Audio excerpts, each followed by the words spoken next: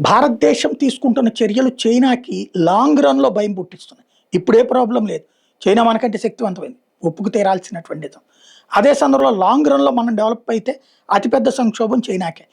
ఇప్పుడు మనం తీసుకెళ్ళి ఇండోనేషియా వాళ్ళతో మంచి కాంటాక్ట్స్ పెట్టుకుంటున్నాం. వాళ్ళకి మనం క్షిపణులు ఇస్తున్నాం. ఆ ప్రాంతం మీద ఆధిపత్యం అన్నటువంటిది ఏదైతే లైఫ్ లైన్ అంటారు సముద్రం అనేటువంటిది. అక్కడ చైనా ఆధిపత్యం చెలాయించాలన్న చోటన మనం ఇండోనేషియాకి లైఫ్ ఇస్తున్నాం. వాళ్ళకి రిలీజియన్ పరంగా మనకి వాళ్ళకి తేడా ఉంటుందంటే వాళ్ళు మరింత ఆదరిస్తున్నారు మనం. ఇక్కడ ముస్లింలని రెచ్చగొట్టొచ్చు కానీ మోడీ మీద ప్రపంచంలోని ముస్లిం దేశాలని మోడీని ప్రేమిస్తాయి. ఇది గుర్తుపెట్టుకోవాలి. మనం క్షిపణులు ఇస్తున్నాం. అట్లాగే ఖనిజాలు సముద్ర రంగంలో పట్టు సాధిస్తున్నాం. చైనాకి షాక్ ఇచ్చేటటువంటి వ్యూహాత్మకమైనటువంటి అడుగులు వేస్తున్నాం.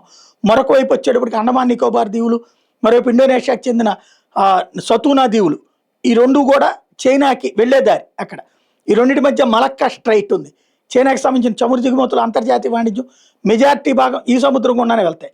వైపు అండమాన్ నికోబార్ దీవుల్లో భారీగా మౌలిక సదుపాయాలు, అలాగే ఇండోనేషియాకి చెందిన సబాంగ్ పోర్టుతో భారతదేశం లింకప్ అవుతూ ఉండటం అన్నటువంటిది మలక్కా స్ట్రైట్ చుట్టుపక్కల భారతదేశపు ఏదైతే act east policy, Indo Pacific vision, ఆగ్నేయేషియా కాన్సెప్ట్, ఇవన్నీ కూడా చైనా నిరకాటంలో పెడుతున్నాయి. వాస్తవంగా మనమైతే సీరియస్గా ముందనుకోలేదు. ఎప్పుడైతే చైనా గాల్వన్ లోయ ఉదంతం దగ్గర నుంచి మనం చైనాని పూర్తి స్థాయి శత్రువుగానే చూస్తున్నాం.